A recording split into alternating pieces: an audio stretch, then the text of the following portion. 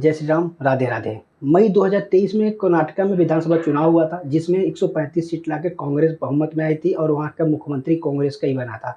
वहाँ का मुख्यमंत्री जो बने थे उनका नाम था सिद्धरमैया और जो उप मुख्यमंत्री थे वो डीके शिव कुमार थे। अभी जो डीके शिव कुमार है वो मुख्यमंत्री बनना चाहते हैं। कुछ दिन पहले दिल्ली में हाई कमान, कांग्रेस के हाई कमान है, राहुल गांधी और कांग्रेस के अध्यक्ष है, वो डीके शिव कुमार और सिद्धरमैया को दिल्ली में बुला के एक मीटिंग करते हैं। तो उस मीटिंग में क्या फैसला आया वो पता नहीं, लेकिन एक बात साफ हो गई कि कांग्रेस के अंदर ही सब कुछ सही नहीं चल रहा है।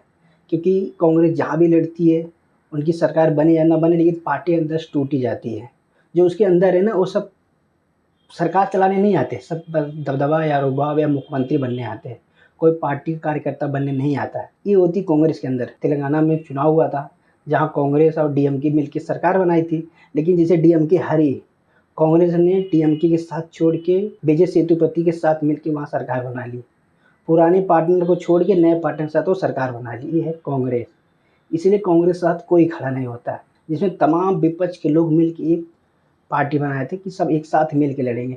लेकिन जिसका भी विधानसभा, जिसका जब स्टेट का चुनाव होता था, उस टाइम कांग्रेस अलग लगती थी, विपक्ष वाले अलग लड़ते थे, बीजेपी अलग लड़ती थी। लेकिन जब वो जैसे भी वहाँ हारे हो, जैसे भी बंगाल में चुनाव हुआ, बंगाल में कांग्रेस अलग रही, टीएमसी अलग लगी, बीजेपी तो अलग लड़ती ही लड़ती। लेकिन जैसे टीएमसी हारी और उसे आ गई कांग्रेस की गोद में। अगर वो हमारा नहीं हारती हो टीएमसी, तो खुद अपने दम पर दबदबा बना के रखती कि मैं चुनाव लड़ेंगी, मैं जीती, ऐसे वगैरह फलाना ठिकाना। लेकिन जैसे चुनाव वो हारी, वो आगे कांग्रेस के पास। अभी बोल रहे कि हम सब साथ मिलके बीजेपी को हराएंगे, बीजेपी के खिलाफ हम प्रदर्शन करें, जो भी। लेकिन जब तक अगर वहाँ टीएमसी जीत रही थी, जब वहाँ चुनाव हो रहा था, पहले ही सोचना चाहिए था कि सब मिल के साथ लड़के नहीं। टीएमसी कांग्रेस को गाली दे रही, कांग्रेस टीएमसी को गाली दे रही, टीएमसी बोल बीजेपी पलटी मारे। जब एक गठबंधन लोग बनाए थे, उस टाइम दिल्ली के सीएम थे अरविंद केजरीवाल और बंगाल के सीएम थी ममता बनर्जी। ये लोग दोनों सीएम पद थे और दोनों विपक्ष के अच्छे खासे चेहरे थे।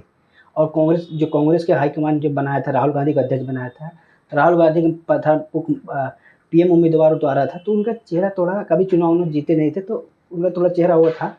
इसीलिए विपक्ष में सबसे मजबूत टीम दो ही चेहरे थे, जो अरविंद केजरीवाल और ममता दीदी, दो ऐसे चेहरे थे जो चुनाव में, जो विपक्ष के या बीजेपी के सामने खड़े होने के लिए तो परफेक्ट फेस था। इनका फेस यूज करके, इनका नाम यूज करके जीत सकते। लेकिन इस साल जो विधानसभा हुए हैं, दिल्ली में आम आदमी पार्टी हार गई, टीएमसी बंगाल में टीएमसी हार गई, तो इन दोनों का फेस अब ज़्यादा, उनका इन लोगों का वैल्यू नहीं रहेगा भाई। अब इस टाइम, प्रेजेंट टाइम में राहुल गांधी का ही है। राहुल गांधी की इस पर दबदबा ज़्यादा रहेगा, राहुल गांधी का पावर ज़्यादा रहेगा, वो चुनाव लड़ सकते हैं। अब अगले जो 29 में चुनाव होगा विधानसभा का, 29 में जो लोकसभा का चुनाव होगा, उसमें देखने को होगा कि कौन जीतता है, कौन हारता है।